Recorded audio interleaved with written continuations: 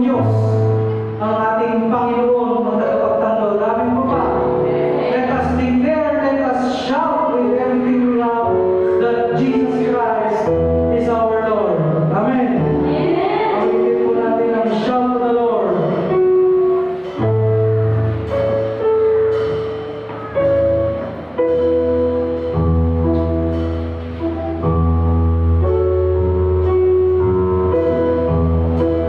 My Jesus, my Savior.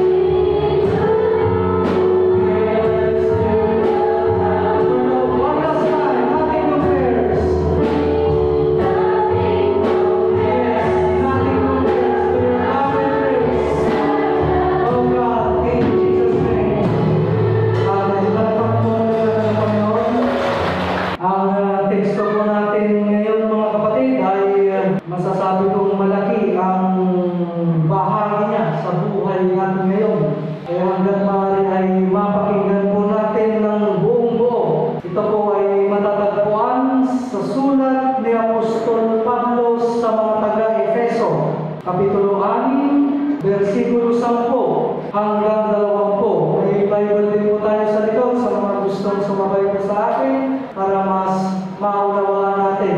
Ang titulo, ang tema ng teksto nito ay mga kagamitang pandigma na kalooban ng Diyos. At bilang pangwakas, magpakatatag kayo sa Panginoon sa pamamagitan ng dakila niyang kapangyarihan. Gamitin niyo ang lahat ng kagamitang pandigma na ibinigay sa inyo ng Diyos para malabanan niyo ang mga lalang ng diablo. Sapagkat ang kalaban natin ay hindi mga tao, kundi masasamang espiritu sa himpapawid, mga pinuno, may kapangyarihan, at mga tagapamahala ng kadilimang namamayari sa mundo ito. Kaya gamitin niyo ang lahat ng kagamitang pandigma na ibinigay sa inyo ng Diyos para sa oras na dumating ang kasamaan ay magawa ninyong makipaglaban. At pagkatapos ng pakikipaglaban ay manatili pa rin kayong matatag. Kaya maging handa kayo. Gawin ninyong sinturon ang katotohanan. Isuot niyo ang pagkamatuwid bilang pananggalang sa dibdib niyo. Isuot niyo bilang sapatos ang pagiging handa sa pangangaral ng magandang balita na nagbibigay ng kapayapaan. Hindi lang yan, gamitin din ninyo bilang panangga ang pananampalataya ninyo para hindi kayo tablan ng mga panunukso ni Satanas na parang mga palaso nagwiliyak. Isuot nyo bilang helmet ang tinanggap niyong kaligtasan at gamitin nyo bilang espada ang salita ng Diyos na kaloob ng banal na Espiritu. At manalangin kayo sa lahat ng oras sa tulog ng banal na Espiritu. Ipanalangin nyo ang lahat ng dapat ipanalangin. Huwag kayong magpabaya. Patuloy kayong manalangin, lalo na para sa lahat ng mga pinabanal. Ipanalangin din ninyo ako sa tuwing mangangaral ako. Nabigyan ako ng Diyos ng wastong pananalita para maipahayag ko ng buong tapang ang magandang balita na inilihim noon. Sapagkat isinugo ako ng Diyos para mangaral ng magandang balita. Balitang ito na siyang dahilan ng pagkakabilanggo ko. Kaya kung maaari, ipanalangin ninyong may pahayag ko ito ng buong tapang gaya ng nararapat. Ang salita po ng ating Panginoon. Ang sulat po ni Apostol Pablo sa mga taga-Efeso ay sulat niya para sa mga taong sumasampalataya na po. Mayroon ng pananampalataya katulad natin. Nasabi natin nung nakaraan na iba-iba ang approach, iba-iba ang katuruan ni Apostol Pablo depende sa kanyang mga audience. Mayroon yung para sa mga taong hindi pa naniniwala, mayroon naman yung sa mga baby Christians, mayroon naman yung mga pang-mature Christians. Dito po mga kapatid, dahil ang Efeso ay isa sa mga masasabi nating maganda ang samahan, maganda ang fellowship, masasabi natin sila ay mga matured Christians. Pero kahit na sila ay matured Christians, hindi pa rin sila pinababayaan sa aral na ibinibigay ni Apostol Pablo. Kasi kailangan ang pangangalaga sa pananampalataya ng tao ay consistent. Kaya nga napakahirap pong lumago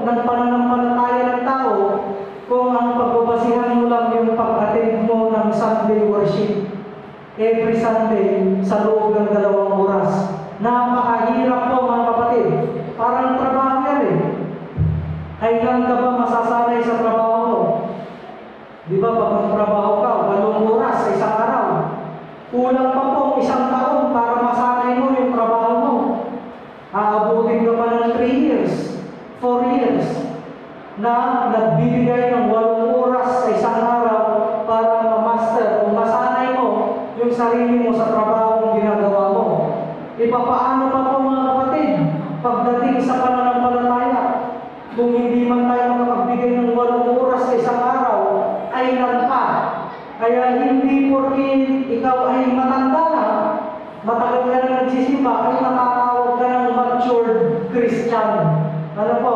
Ang matured Christian ay may malalim na pananampalataya sa ating Panginoon Diyos at ganoon din po sa iglesia kanyang kinabibilangan. Siguro magandang i-example ko po si Mother Linda. Ganoon din po yung mga taga-Bawang. Napakalayo po ng Bawang, tama po. 30 kilometers po ang balikan niya, 60 kilometers. Kulang-kulang 2 oras na po yung biyahe mo dyan. Napakalayo. Pero nag-church pa rin po sila dito. Bakit po? Kasi pinapakita nila sa pamumuno po ni Mother Linda na sila ay matured Christian. Hindi nila hinahayaan na yung layo ay nakakasagabal sa kanila. Ano po? Yung tagal ng biyahe, hindi nagiging dahilan para hindi sila magkapag-church. At kahit anong mangyari sa sitwasyon nila, hindi pa rin sila susuko sa pananampalataya nila bilang Metodista. Ano po? Tuloy-tuloy, nasabi nga po ni Mother Linda, kung hindi daw po nila nalaman itong Santo Tomas, kabaruan na may church pala ng Methodist, sa Dagupan daw sila magsisimba. O kaya nyo, talagang pupuntahan nila ang napakalayong Dagupan para lang po makapagpuri at samba sa ating Panginoong Diyos. Yun po ang mga example ng katangian ng isang matured Christian. Siyempre, yung pangalawang lagi natin sinasabi at pinapaalala, yung giving. Ano po? Ang giving din po ay isa sa mga magiging attribute o trait, character mo na ikaw ay isang matured Christian. Hindi na masakit sa iyong bumunot, hindi na masakit sa iyong magbigay sa church na iyong kinabibilangan. Kung nakakaramdam ka pa ng sakit, pagbubulot, ang sakit, napakasakit, ay malamang sa malamang tayo ay baby Christian pa. Parang mga magulang natin, hindi na yan pwedeng kumuha ng kumuha. Sila na yung nagbibigay sa mga anak nila. Bakit? Kasi matured na sila. Amen po. Kaya dito mga kapatid sa mga Efeso, bilang mga matured Christian, ito po yung kahuli-huli ang aral ni Apostol Pablo. Kasi pagkatapos sa mga taga-Efeso, kasi pagkatapos po nito ay siya ay pinatay na po. Ano yun mga kapatid? Yung mga kagamitang pandigma na kaloob ng ating Panginoong Diyos. Bakit natin kailangan makidigma? Ano ba sa English ang digma? Digmaan. War. Gera. Ano po? Laban. Yan ang pakilang ko yung may pala ng pagpila. Pwede man. Para hindi feedback. Ayan. Sabi ng ating Panginoong Jesucristo sa mga umatid ng confirmation class kahapon, tinapos na niya, tama po. Tinapos na ni Jesus. Tinalan na niya yung kalaban. Pero ang tinutukoy na kalaban po doon mga kapatid ay yung kasalanan at yung kamatayan. Ibig sabihin po, hindi pa po natatapos yung isa po nating kalaban. Yan, sina best friend at ang kanyang mga bilyones na hukbo na nasa kalangitan.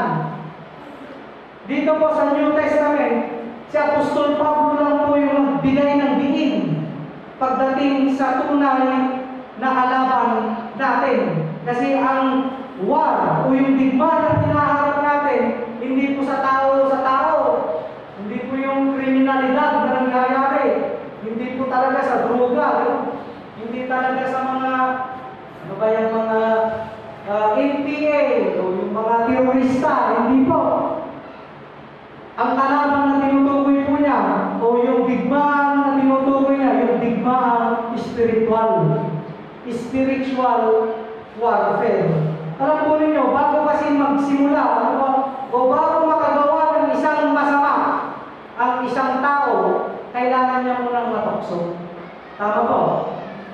Nagmumula mo lahat yan, lahat ng kasalanan sa tukso. Kaya kapag tayo ay natukso, dyan na tayo nagagawa ng mga kasalanan sa ating mga kapwa. Amen po.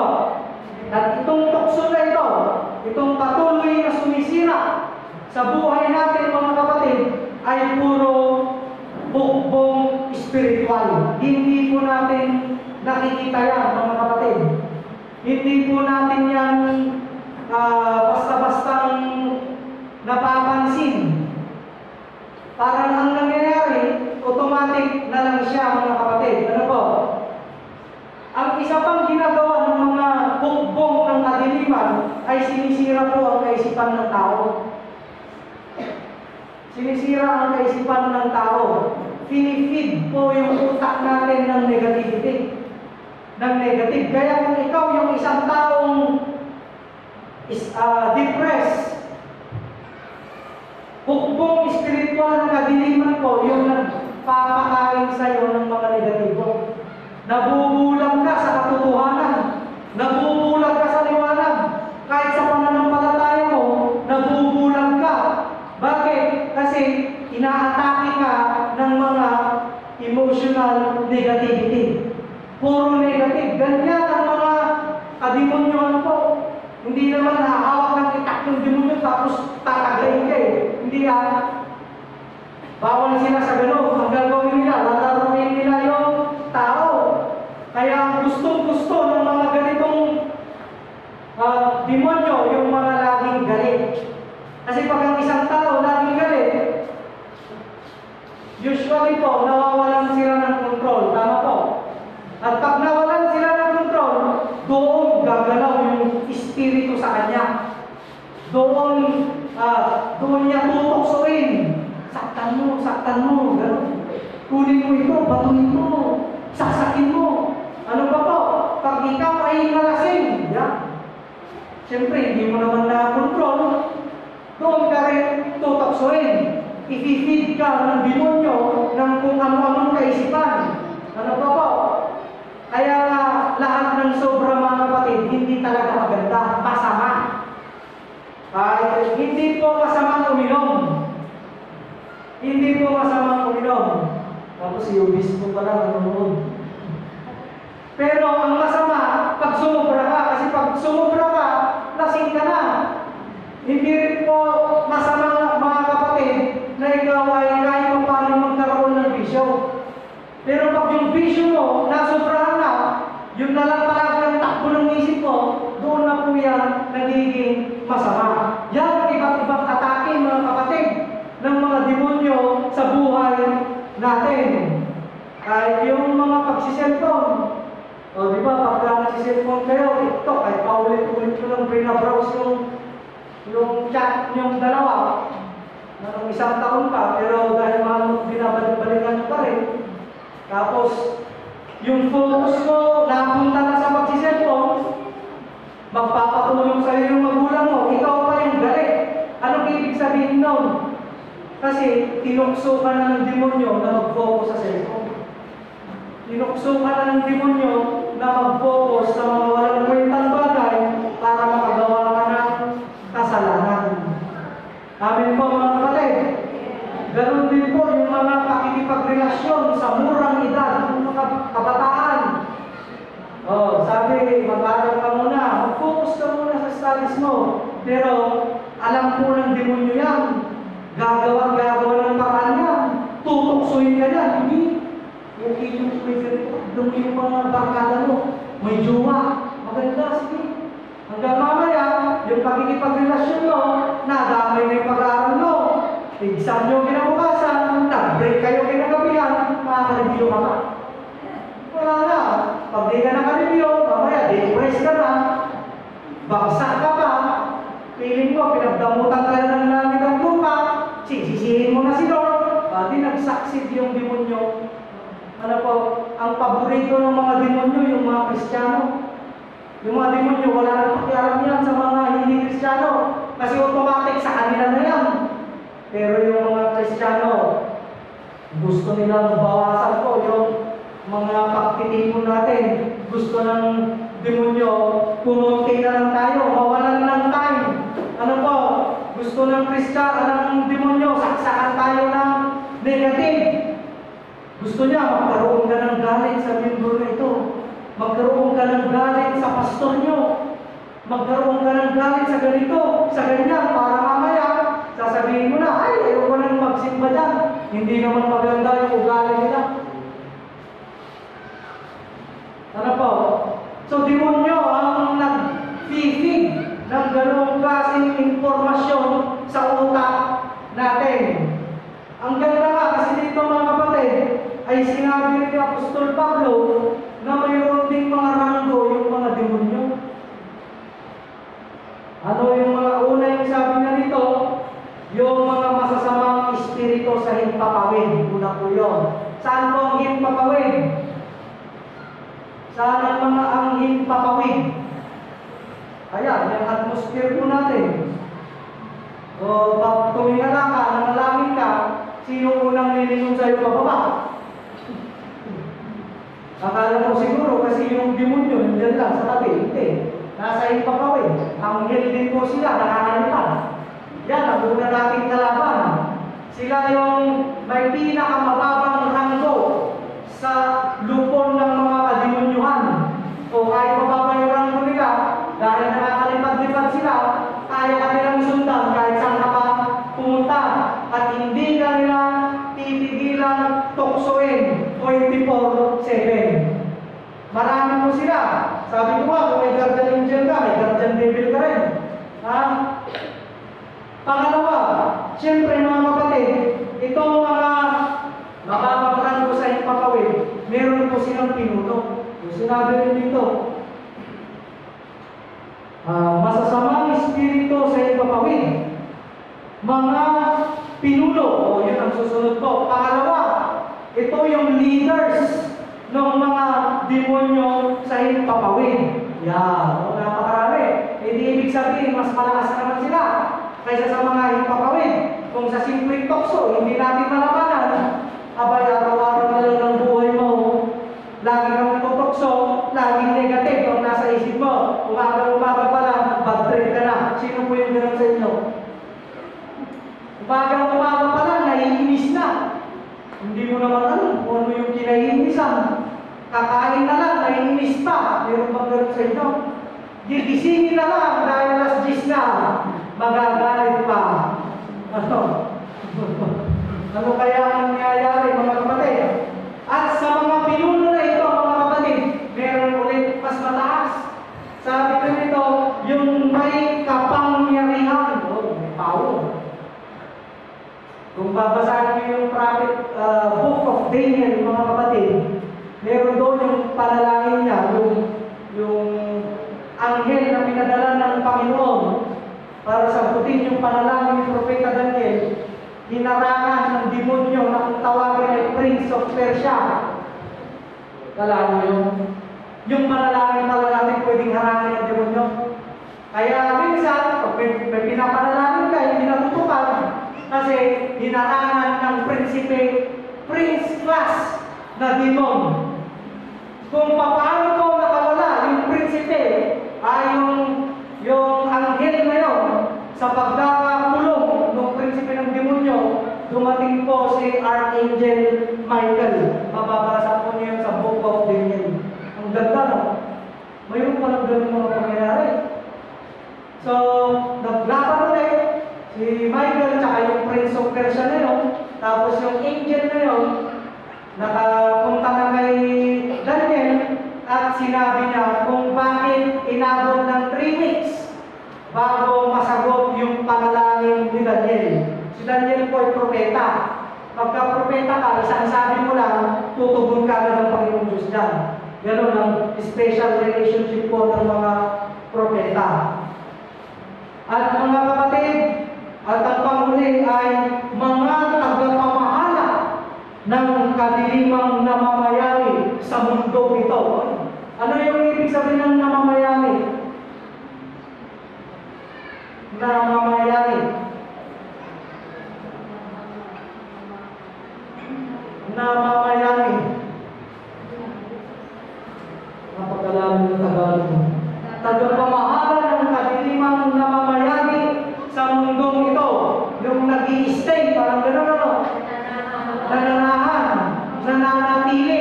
So mga kapatid, dito, meron pa palang namamahala sa buong kadiliman. So, matindi. Kung yung sa mga himpapawid, ay pa isa-isang tao lang yung kaya nila, itong pinakamalakas mga kapatid, ay namamayani sa buong kadiliman sa mundo ito. Ayan na siguro po yung level ni Satanas.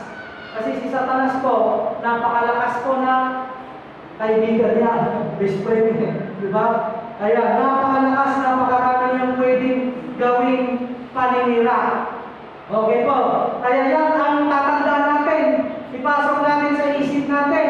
Huwag natin isipin ang laban natin dito sa mundo ay sa kapwa natin. Hindi po. Ang tunay na laban natin sa mga ampon ng mga kadiliman ito. Kaya pag ito ay nakagawa ng kasalanan, isang bagay lang naman po yun mga kapatid, natukso ka. Bakit tayo madalas matukso? Bakit ang iba sa atin napakabilis matukso? Kasi mga kapatid, wala tayong armor of God. Armor of God. Ang ginawa nilang basihan dito mga kapatid ay yung mga sinaunang kawal. Ano yung suot ng kawal?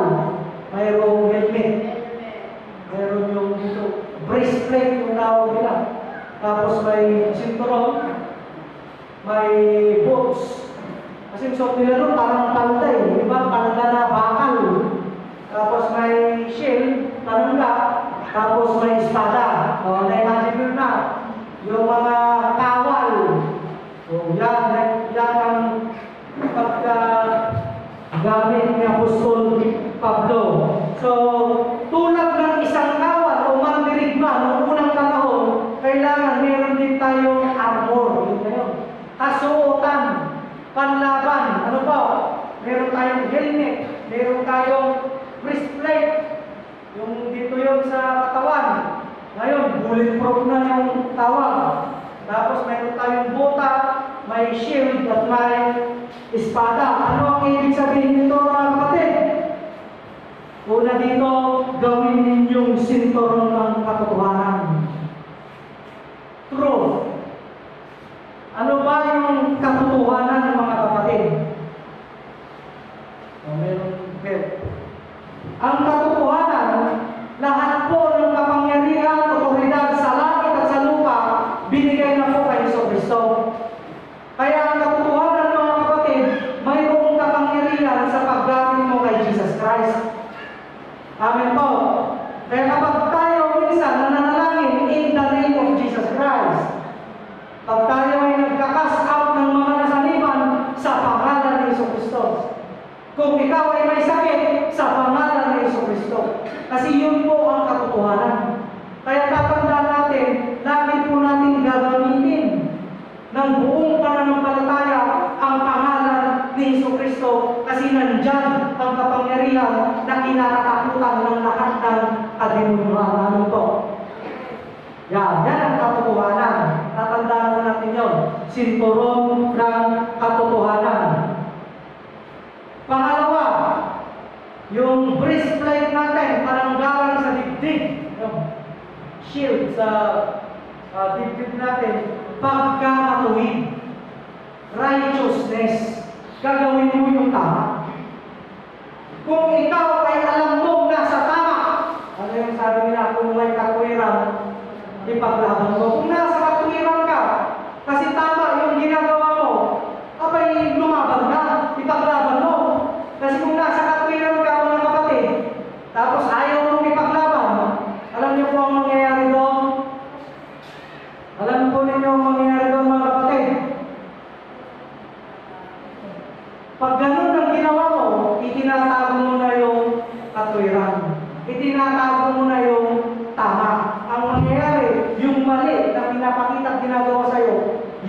nagiging tama. Kaya dito, dahil breastplate niya mga kapatid, dahil armor, kailangan din matuto tayong lumaban. Kung alam mong ikaw ay nasa katwiran, kung alam mong tama yung ginagawa mo sa buhay. Amen po. Amen. Kaya dito mga kapatid, hindi tayo tinuturuan ni Apostol Pablo na maging matakot. Kaya namatay si Apostol Pablo kasi matapang siyang pinoproclaim yung salita ng Diyos. Kung takot, hindi siya papatayin. Pero hindi niya na-proclaim yung salita. Pero dahil matapang, kaya siya pinatay. Ganun din tayo, mga kapatid.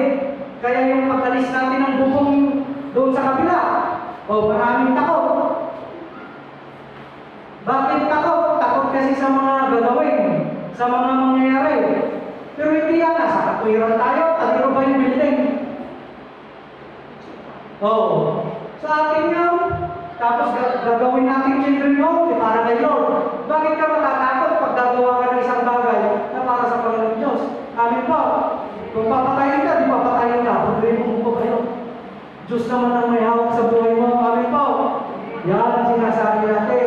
Basta ikaw ay nasa katwiran, tama yung ginagawa mo, ipaglaban mo yan. Ipaglaban mo. Okay. Pangalawa, sapatos, yung bota. Isuot nyo bilang sapatos ang pagiging handa sa pangangaral ng magandang balita. Tayo palang dapat lahat marunong mangaral. Dapat lahat pala tayo marunong ipangaral si Jesucristo. Pag tatanungin ko po kayo mga kapatid ngayon, paano po ninyo ipapangaral si Jesus sa katabi ninyo?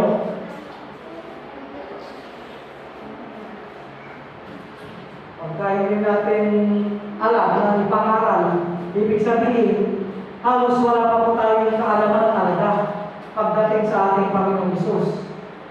Kasi hindi mo naman maituturo yung bagay na hindi mo alam. Kaya nga yung mga teacher, bago maging teacher, mag-aaral mo na ng 4 na taon, mag-board exam, mag-training, bago makapagturo. Kaya binibigyan talaga ng time yung pag-aaral. Meron nga po kung nabasa yung porsyentuhan. Ano yung sabi niya? 80-20. 80%. Kunyari, mayroon kang 8 oras. Ano ba? Mayroon kang 8 oras sa isang araw. Ubusin mo yung 6 na oras sa ay puputulin kang puno. Ubusin mo yung 6 na oras sa pagpapatalim ng iyong itak. Tapos 2 oras lang sa pagputol. Ibig sabihin ng mga kapatid, hahasain mo muna. Mas marami kang ilalagay na panahon sa paghahasa kaysa doon sa mismong gagawin mo na. Amen po. Kaya ganyan ang education system natin. Napakatagal. Bakit? Kasi gusto ng gobyerno, mahasa muna tayo bago tayo makapagtrabaho sa kurso na kinuha natin. Amen po. Kaya ganun din dito mga kapatid. Isuot natin yung sapatos, pero ang problema, hindi naman tayo handa sa pangangaral. Kaya ano kailangan natin gawin? Hasain natin yung ating kaalaman sa ating Panginoon. Amen po. Ayan. Ang susunod naman ay ito. Yung pagiging handa natin sa pangangaral, yun po ay nagbibigay ng kapayapaan. Peace. Ang ganda, no? Siyempre, gusto mo, maganda yung tulog mo. At peace ka. Hasahin mo yung kaalaman mo sa sa sulat ng Biblia. At makakatulog ka ng may kapayapaan. Nagiging handa ka pa. Na kahit anong sakuna ang mangyari sa'yo, handa ka. Kasi mapayapa ka. Amin po. Susunod mga kapatid ay panangga, yung shield natin, pananampalataya.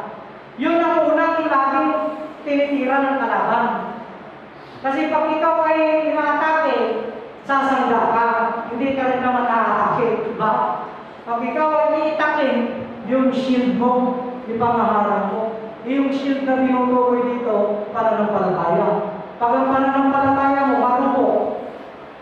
Yung tumama sa'yo ay itak. Dahil marupok lang yung pananampalataya mo, lata. Alam mo yung lata. Ganun lang yung shield mo, ay tahos yung umatake sa'yo. Kaya nga, kahit may pananampalataya ka, tuksuin ka pa rin. Amen. Malapit ka pa rin sa tukso kasi yung shield mo, imbis na stainless steel o kaya carbon loading, kung hindi plastic, lata, marupok, malambot. Kaya napakahalaga ng pananampalataya natin ay malakas. Yan, anong sabi na nito?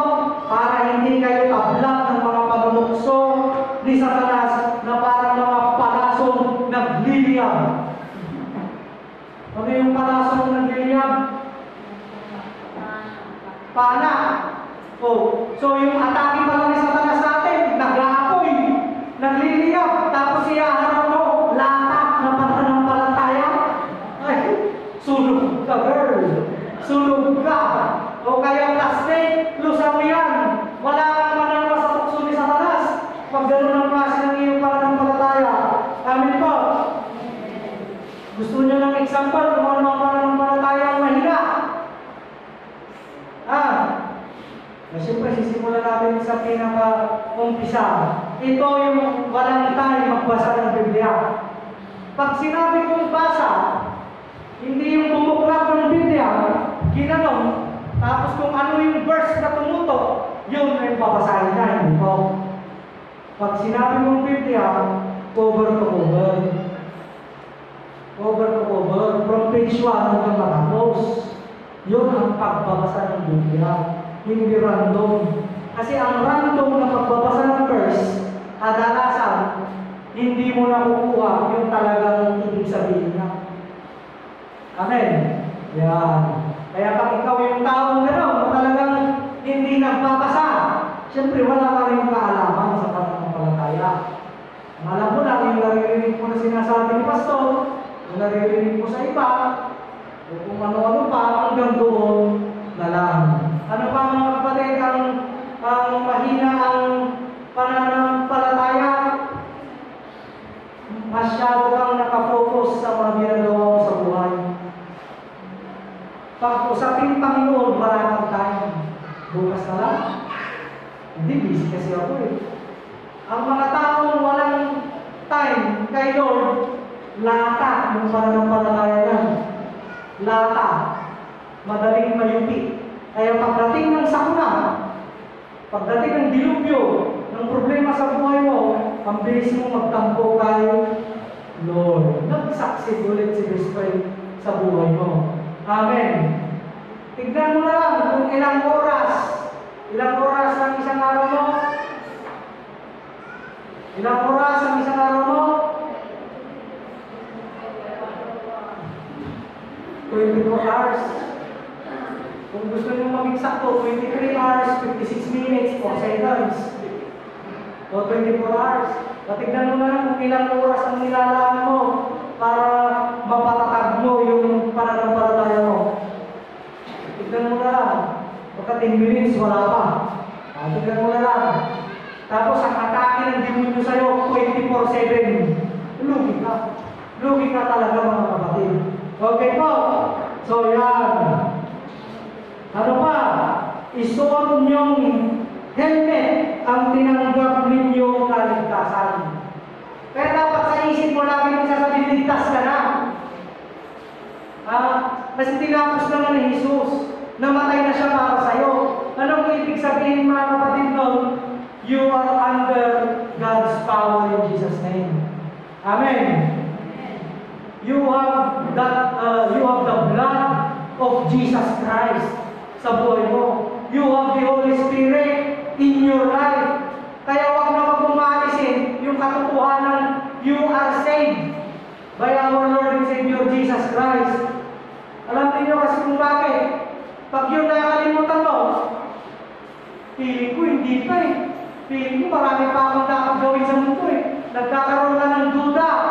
At pag pinagdudahan mo yun, doon lalo humihina ang pananampalataya mo. Lahat talaga yung pananampalataya mo, nagduda ka pa, ano na nga eh, papel na lang. Yan, sasanggayin mo ng dyaryo yung nagliliyab na araw ni Satanas. Wala na. Ano? Sure na mahuhulog ka na sa tukso. At syempre, last but not the least, gamitin nyo bilang espada ang salita ng Diyos na kaloob ng banal na spirito. Ako'y matindi. Yung palang rason, mga kapatid, kung bakit hindi tayo makalaban sa demonyo. Kasi yung sinasabing espada dito, yung salita ng Diyos na kaloob ng banal na spirito. Eh yun ang problema nga, dahil hindi ka nagbabasa, wala ka rin kaalaman, yung pananampalataya mo, dyaryo na lang, papel, pupunpan, o gawin na natin isang ring ng pupunpan. Tapos yung espada mo alam nyo yung ice cube din na mahaba. O gano'n. Ipagtataga mo yun kasi wala ka namang kaalaman sa salita ng Diyos. Ganun na lang yung espada mo. Pagkapalo mo, putol agad.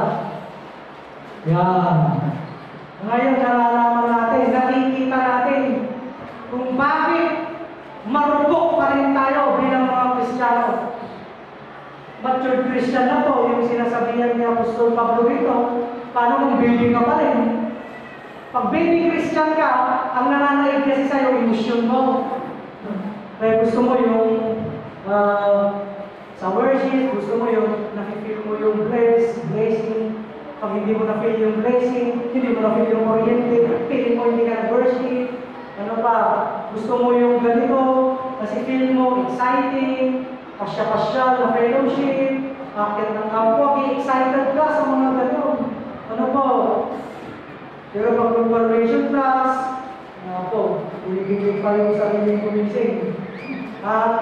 Ganun ang mga baby Christian. Yung emosyon nila yung nananaig, hindi pa nananampalataya. Amin po. Hindi kailangan na natin isuot itong armor. Ibig sabihin, kung baby Christian tayo, kailangan mo na natin maging mature. Mayroon bang kayong bata nakita nakahawak ng shield at espada?